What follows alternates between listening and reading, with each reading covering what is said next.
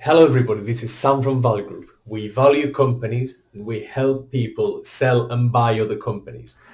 Today I'm going to explain why, once again, I think the franchises sometimes are an absolute pain to sell, really. I was contacted by a franchisee from a tax advisory franchise. They turn over just under £1 million and have an EBITDA of around 70k. So quite high turnover in my opinion for such a small EBITDA. But anyway, the owner is currently experiencing some health issues and some problems. So he wants to step away from the business even more.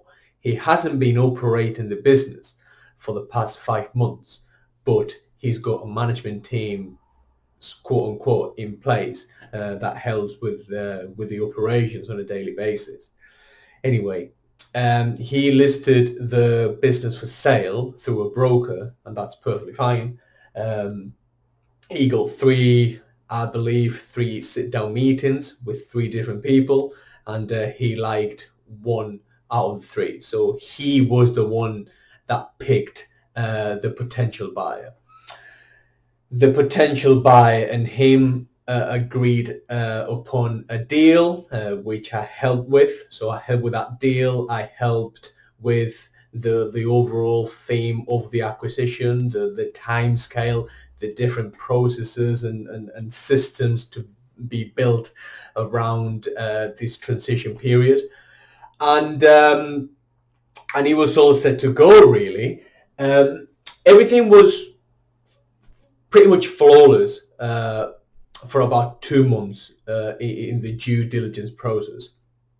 However, when it came down to it, the deal fell apart because the franchisor got involved.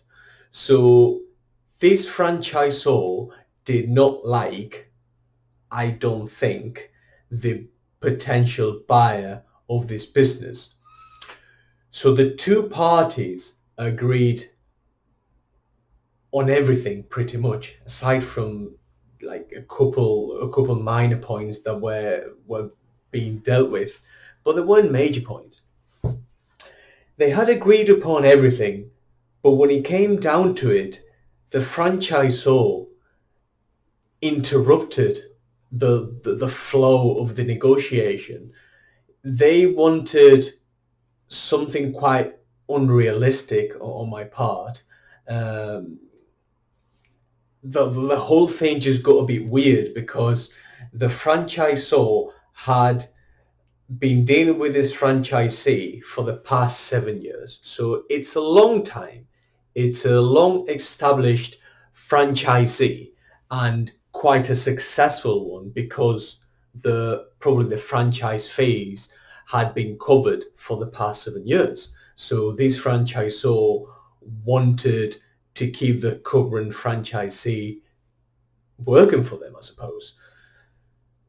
I don't think the buyer had much experience in running a franchise. He had come from an independent company doing something very similar and wanted to potentially, this is what I'm thinking, take the client database from the franchisee and add it to his other businesses.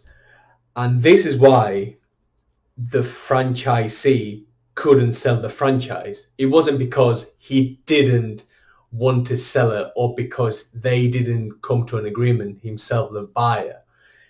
It's because of the franchisor. So I'm not saying that franchises are bad by any means. They're not ideal, they're not perfect.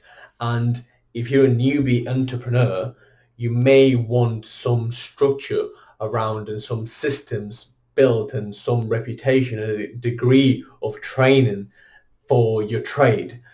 But when it comes down to selling and buying companies, selling a franchise is a lot harder than selling your own baby company, as it were, from that you've built from scratch and now you're looking to sell, because you've got these third party, the franchisor, and they normally have a lot of power.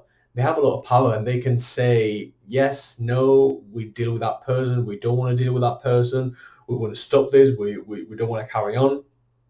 And yeah, no, not good. They can, well, they can probably withdraw the license or the franchise agreement with the franchisee if they don't see that person fit for that region.